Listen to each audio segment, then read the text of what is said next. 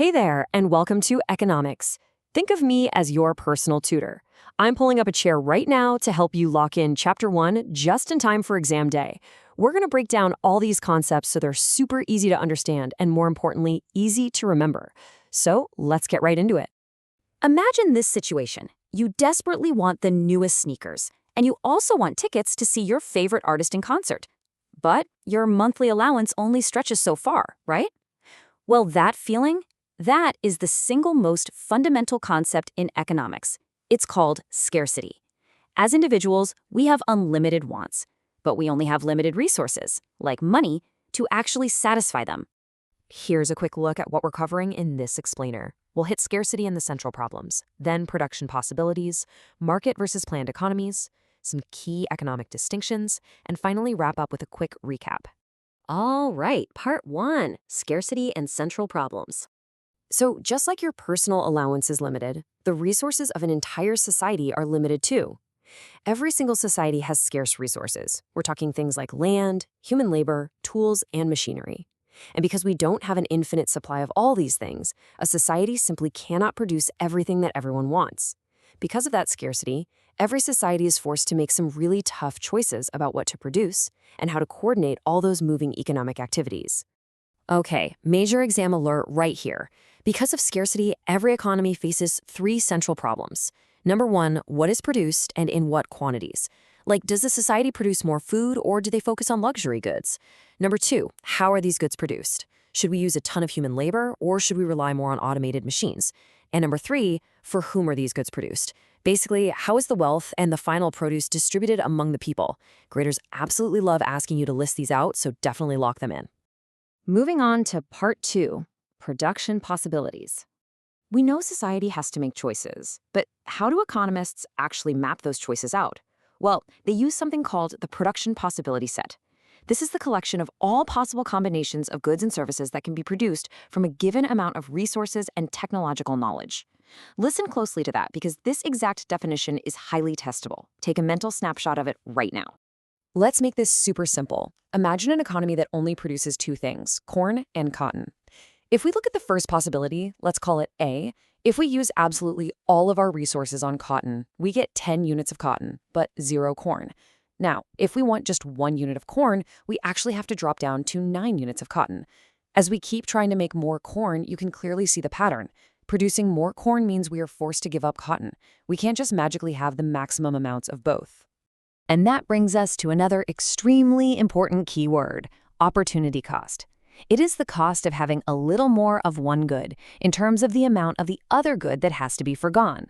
Think back to that corn and cotton example we just talked about. The opportunity cost of producing that very first unit of corn was the 1 unit of cotton we had to give up to make it happen. By the way, because this concept is so central to everything in economics, it's sometimes just called the economic cost. So always remember, what you give up is your opportunity cost. All right, part 3, market versus planned economies. Now that we know these central problems exist, how do different economies actually organize themselves to solve them? Well, on one side, we have the centrally planned economy. Here, a central authority, usually the government, plans and makes literally all the major decisions about what to produce and who gets it. Then, on the other side, we have the market economy. Here, economic activities are organized through the free interaction of individuals.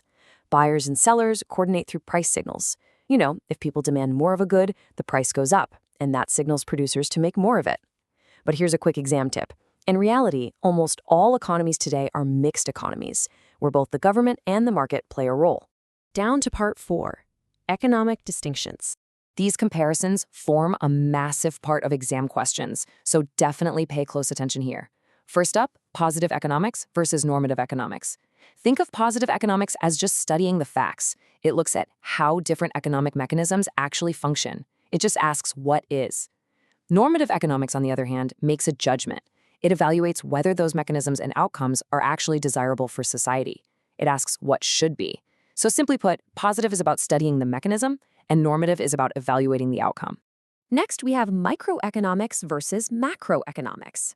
Micro means small, so in microeconomics, we study the behavior of individual economic agents, like a single consumer or a specific market for a single commodity.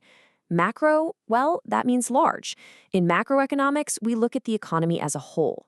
We focus on aggregate measures, things like total national output, overall employment levels, and aggregate price levels. For your exam, just remember this. Micro is studying the individual tree, and macro is studying the entire forest. Finally, part 5. Let's do a quick recap. You've done fantastic so far. Let's cement these concepts into your memory right now, so you're fully armed for test day. 1. Scarcity of resources is what forces all economic choices. 2. Every economy faces 3 central problems: what to produce, how to produce, and for whom to produce. 3. Opportunity cost is what you absolutely must give up to get something else. 4. Economies can be planned, meaning government-run, or market-based, which is driven by price signals. And 5, microeconomics looks at individual markets, while macroeconomics looks at the total aggregate economy. And that brings us to the end of our explainer. You've got a really solid grasp of the core concepts, the key definitions, and the major comparisons from Chapter 1. Now go practice those questions at the back of your textbook. But before you do, I want you to think about this. What is the biggest opportunity cost you paid today to sit down and study with me? Keep that concept in your mind, and you are going to completely ace this exam. Happy studying!